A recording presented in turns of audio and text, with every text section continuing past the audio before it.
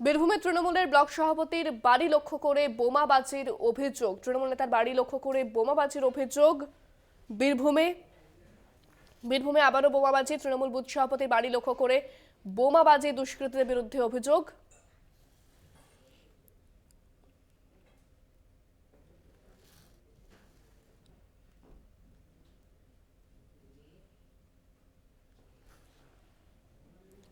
ফোনে রয়েছেন আমাদের প্রতিনিধি মনা বীরবংশী। মনা, ঠিক কি জানতে পারছো বিষয়?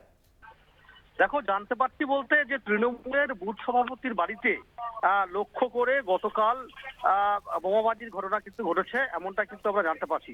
জানা যাচ্ছে যে বীরভূমের মুরারই যে গ্রাম পঞ্চায়েত বা মুরারই যে থানা, সেই মুরারই গ্রাম পঞ্চায়েত অধীনে পানিহারা গ্রাম, সেখানেই যিনি রয়েছেন মোহাম্মদ সবের, যিনি তৃণমূলের বুথ সভাপতি, তৃণমূলের নেতা, তার বাড়িতেই কিন্তু গতকাল রাত্রে বোমাবাজির ঘটনা ঘটে।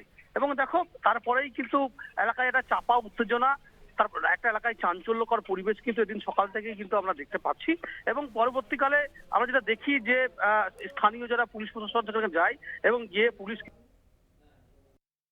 এবং এই ঘটনায় কিন্তু পুরো ঘটনায় কিন্তু তদন্ত প্রক্রিয়া শুরু করেছে। দেখো, অবশ্যই এই যে মোহাম্মদ সাবের যিনি রয়েছেন তৃণমূলের বুথ সভাপতি, তার সঙ্গে যেটা আমরা কথা বলছি, তিনি যেটা বলছেন যে গত এই যে পঞ্চায়েত নির্বাচন গেছে, সেই পঞ্চায়েত নির্বাচন থেকেই কিছু দুষ্কৃতী এটা কিন্তু তাকে দীর্ঘদিন ধরে তাকে কিন্তু এভাবে লক্ষ্য করছে এবং লক্ষ্য করে তাকে কিন্তু এভাবে বোমাবাজি করেছে।